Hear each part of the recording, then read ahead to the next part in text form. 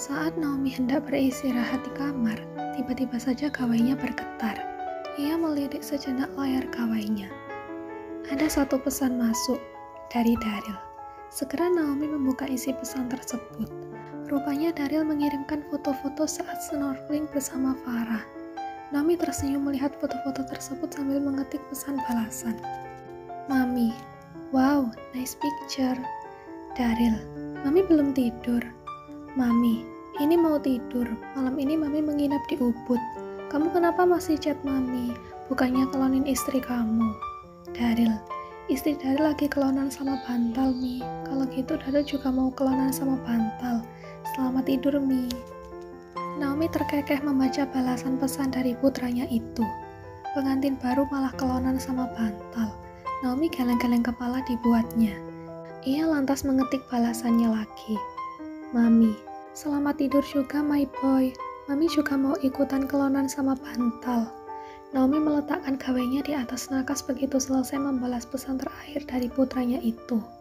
Baru saja Naomi hendak beristirahat dan memejamkan matanya, tapi tiba-tiba saja ia mendengar suara ketukan di pintu kamarnya. Kelopak mata Naomi kembali terbuka. Ia sedikit berdecak. Siapa sih? Naomi beranjak dari ranjangnya. Ia berpikir pasti salah satu dari temannya yang tidak bisa tidur malam ini. Ketukan laki-laki berbunyi berkali-kali. Naomi mempercepat langkahnya untuk membuka pintu. Begitu pintu terbuka, Naomi dibuat kaget dengan laki-laki yang berdiri sambil memberi senyuman ke arahnya. Naomi langsung mengumpat di dalam hati. Sial. Selamat malam Nyonya, sapa laki-laki dengan rambut sedikit ikal itu pada Naomi. Naomi menghela napasnya dengan kasar. Sudah Naomi duga sebelumnya kalau suami Juwita ini tak mungkin diam. Pasti akan bertegur sapa dengan Naomi.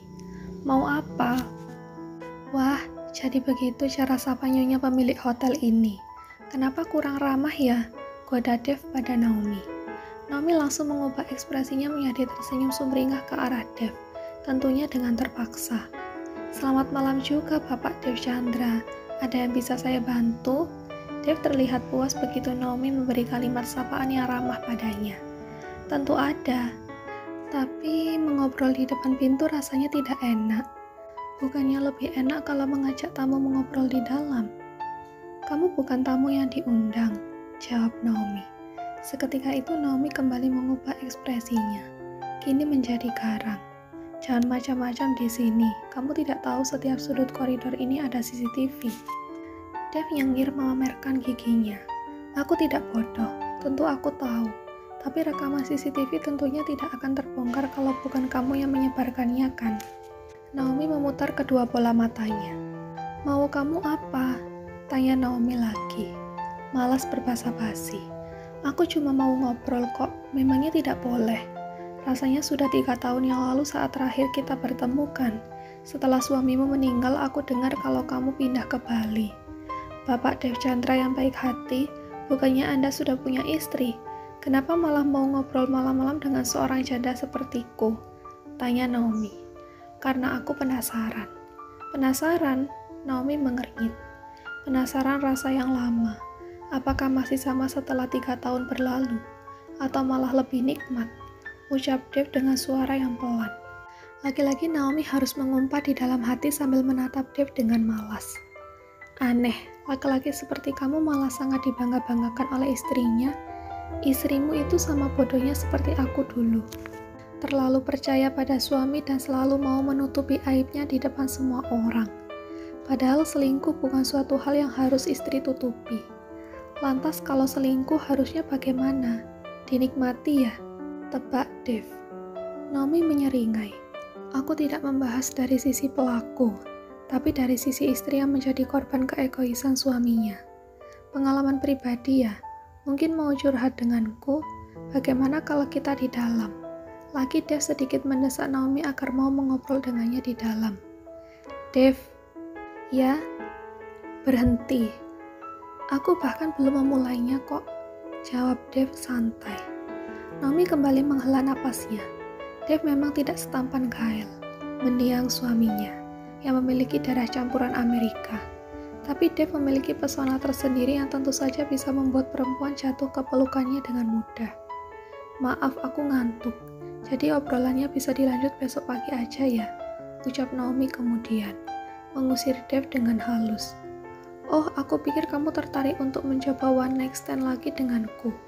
Kebetulan istriku sudah tidur. Dan kalau dia tidur itu mirip mayat, susah dibangunkan. Naomi berdecak. Jadi intinya kamu mau minta itu kan? Kenapa berbelit-belit? Tapi sayangnya aku hari ini tidak tertarik untuk... Dev tiba-tiba saja memberi kecupan di dahi Naomi. Dan Naomi tentu saja kaget dengan tindakan Dev barusan. Matanya bahkan hampir tak berkedip menerima sikap impulsif dari Dev tadi. Good night, ucap Dev kemudian tersenyum pada Naomi. Sekian detik, Naomi tersadar dari kekagetannya tadi. Ia langsung mendorong tubuh Dev agar menjauh. Cepat-cepat Naomi menutup pintu kamarnya. Gila, umpat Naomi dengan kesal. Apa-apaan maksud dia tadi? Napas Naomi kembang-kempis dibuatnya. Naomi berusaha mengatur napasnya kembali dan mencoba menenangkan diri, sambil memejamkan kedua kelopak matanya. Oke, jangan dipikirkan. Tadi cuma iseng. Anggap saja hanya sekedar sapaan, ucap Naomi pada dirinya sendiri. Baru saja Naomi selesai bersiap-siap, teman-temannya sudah menyusul ke kamarnya untuk mengajaknya sarapan bersama. Apa tidur kalian semalam nyenyak? Tanya Naomi. Nyenyak banget dong, kamarnya keren begitu. Bagaimana tidak nyenyak? Sahut Angela.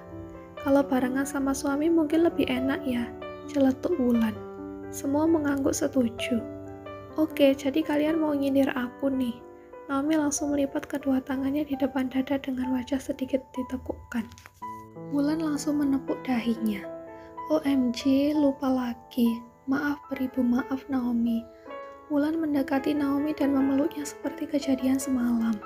Dirinya selalu lupa dengan status Naomi yang kini sudah menjadi janda. Satu-satunya janda di antara teman-temannya. Kamu tenang aja, kita selama di sini kan berstatus single juga, tanpa suami, tanpa anak-anak.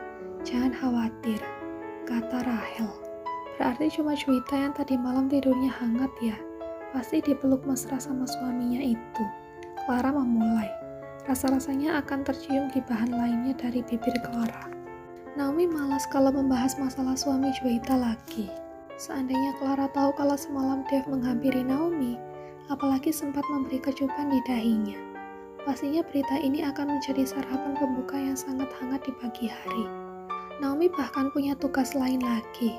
Ia harus menghapus rekaman CCTV yang mungkin saja memperlihatkan bagaimana Dev malam-malam berjalan ke kamar Naomi dan sempat mengobrol di depan pintu hingga mengecup keningnya. Tak boleh ada yang tahu masalah ini. Apalagi kini Naomi telah berstatus janda yang pastinya orang-orang akan memandang dirinya sebelah mata jika mengetahui kejadian ini. Ayo kita harus sarapan supaya nggak kesiangan. Naomi mengajak teman-temannya untuk menuju ke resto tempat sarapan yang ada di hotel tersebut.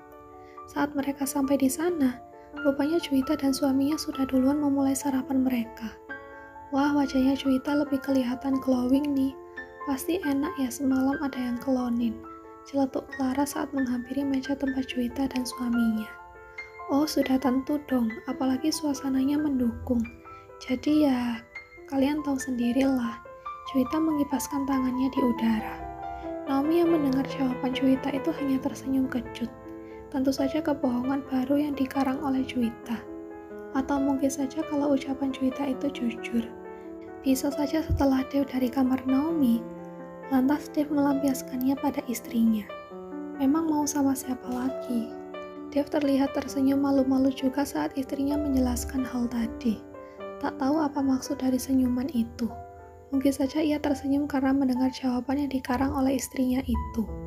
Saat sarapan berlangsung, Naomi merasa risih karena Dev sempat ketahuan beberapa kali memperhatikan dirinya. Tapi jelas saja Naomi selalu mengalihkan pandangannya. Naomi bisa bernapas lega saat akhirnya Dev pamit pergi duluan karena akan ada pertemuan. Tapi sebelum Dev pergi, ia melewati meja Naomi sambil memberikan sebuah tisu yang dilempar asal di atas meja tempat Naomi makan. Teman-temannya tak ada yang memperhatikan tisu tersebut. Perlahan Naomi pun meraih tisu itu. Ternyata ada tulisan di dalamnya. Villa Samaya 108.